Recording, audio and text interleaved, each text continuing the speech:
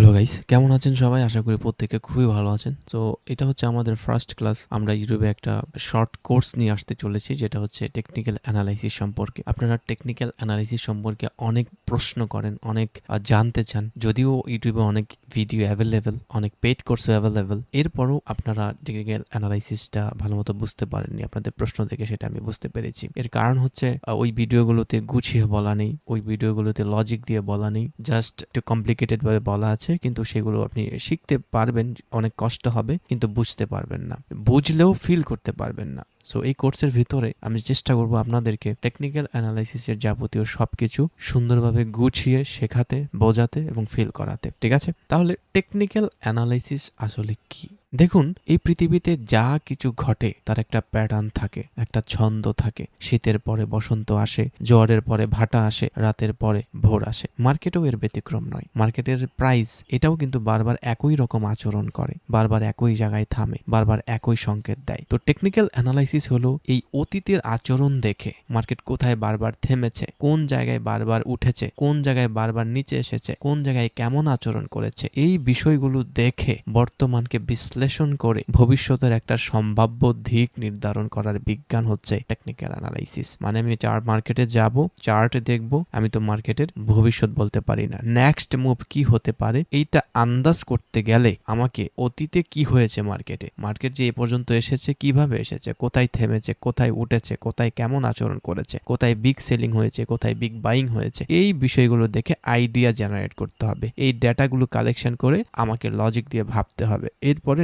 Next move কোথায় হতে পারে, আপে যাবে না ডাউনে যাবে, এই আইডিয়াটা করাই হচ্ছে গিয়ে টেকনিক্যাল অ্যানালাইসিস। বুঝতে পেরেছেন? এবং এখানে একটা খেয়াল করার বিষয় হচ্ছে, আমি বলেছি সম্ভাব্য দিক নির্ধারণ করা। মানে আপনি অতীতের ডেটা দেখে টেকনিক্যাল অ্যানালাইসিস করে 100% যে বলতে পারবেন মার্কেট আপেই যাবে, ডাউনে যাবে, ইটস নট ট্রু। এটা কনফার্ম নয়, এটা কেউ বলতে পারবে না। মার্কেটকে 100% কেউ চিনবে না, কিন্তু আমরা একটা আইডিয়া জেনারেট করতে পারি, আমরা একটা সম্ভাব্য প্রবাবিলিটির দিক নির্ধারণ করতে পারি। কারণ মার্কেট হচ্ছে 50-50, আপে যেতে পারে, ডাউনে যেতে পারে। তো টেকনিক্যাল অ্যানালাইসিস যদি আপনি শেখেন, আপনার একটা অ্যাজ হবে। এখানে অনেকে অ্যাজ বিষয়টা বুঝতে পারেন না। অ্যাজ হচ্ছে, ধরেন একটা কয়েন যদি আমি উপরে ছুঁড়ে মারি, নিচে পড়ার সময় নিচে গিয়ে হ্যাড পড়তে পারে, ট্যাল পড়তে পারে, সম্ভাবনা হচ্ছে গিয়ে 50%। কিন্তু কোনোভাবে আমি যদি বুঝতে পারি যে এইবার নিচে গিয়ে ট্যাল আসবে, এই যে 60% সম্ভাবনা আছে নিচে গিয়ে ট্যাল আসবে, এই 60% সম্ভাবনা, এটাই হচ্ছে আপনার অ্যাজ। তো মার্কেটের নেক্সট মুভ কি হবে, আপে যাবে না ডাউনে যাবে, উই ডোন্ট নো। কিন্তু কোনোভাবে যদি আমরা বুঝতে পারি যে মার্কেট আপে যাওয়ার প্রবাবিলিটি বেশি, সম্ভাবনা বেশি, 60%-70% সম্ভাবনা আছে মার্কেট আপে যাওয়ার, এটাই হচ্ছে আমার অ্যাজ। এবং এই অ্যাজটা বিল্ড হবে ইফ ইউ নো অ্যাবাউট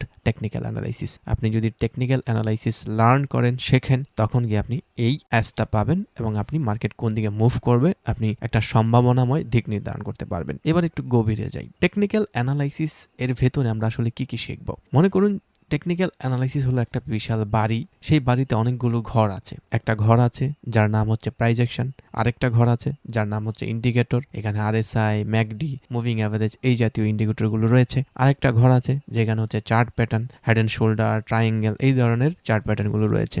আরেকটা ঘর আছে ভলিউম অ্যানালাইসিস। এরকম অনেকগুলো ঘর আছে একটা বাড়িতে। কোন বাড়িতে?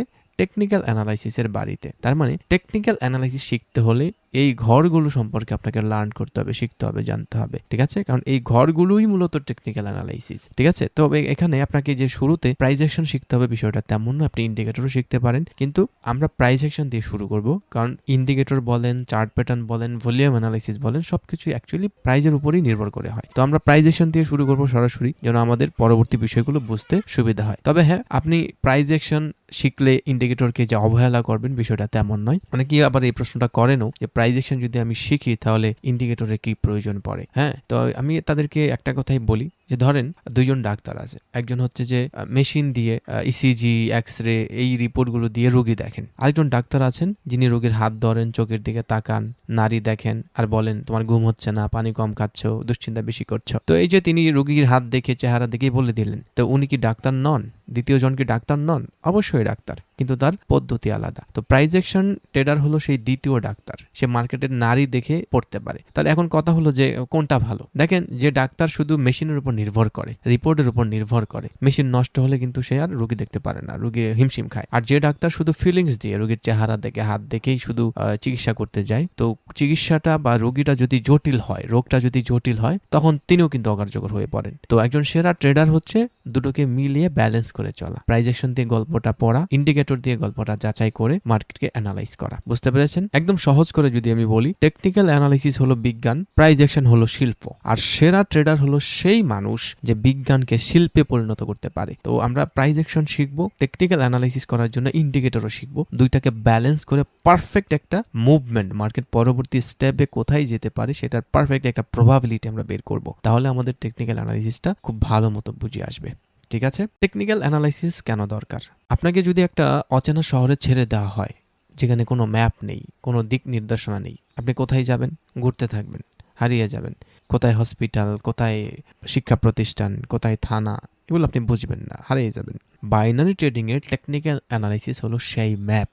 এই ম্যাপ যদি আপনার কাছে না থাকে, আপনি অনুমানে ট্রেড করবেন, আবেগে সিদ্ধান্ত নেবেন এবং বেশিরভাগ সময় আপনার টাকাগুলো আপনি লস করবেন। একটা পরিসংখ্যান বলি, বাইনারি ট্রেডিং এ যারা ব্যর্থ হয় তাদের 90%, আই রিপিট 90% ব্যর্থ হয় on end only technical analysis না জেনে ট্রেড করার কারণে। তার মধ্যে আবার অনেকেই আছে যারা টেকনিক্যাল অ্যানালাইসিস জানে, এটা তারা মনে করে, বাট অ্যাকচুয়ালি তারা টেকনিক্যাল অ্যানালাইসিস ওইভাবে জানে না, এবং তারা যে ওইভাবে জানে না এটাও তারা বুঝতে পারে না। এই কারণে মার্কেটে গিয়ে বলে যে আমি টেকনিক্যাল অ্যানালাইসিস শিখেছি, কিন্তু মার্কেটে গিয়ে কাজ করে না। কিন্তু অ্যাকচুয়ালি না ভাই, আপনার টেকনিক্যাল অ্যানালাইসিস সম্পর্কে যে নলেজ সেটা হয়তো বা পর্যাপ্ত নয়, এনাফ নয়, ইটস নট এনাফ, আপনাকে আরো ডিপলি শিখতে হবে। ঠিক আছে? তো যাই হোক, 90% ট্রেডার শুধুমাত্র ব্যর্থ হয় on end only technical analysis না জেনে ট্রেড করার কারণে। তারা মনে করে মার্কেট উপরে উঠবে, আপে ট্রেড নেই, মার্কেট নিচে যাবে, ডাউনে ট্রেড নেই। এই যে মনে হওয়া, মনে হচ্ছে উপরে যাবে, মনে হচ্ছে ডাউনে যাবে, এই মনে হওয়া দিয়ে কিন্তু মার্কেট চলে না। মার্কেট চলে ডাটা দিয়ে, মার্কেট চলে লজিক দিয়ে, মার্কেট চলে প্যাটার্ন দিয়ে। আমাকে ডাটা কালেকশন করতে হবে, লজিক দিয়ে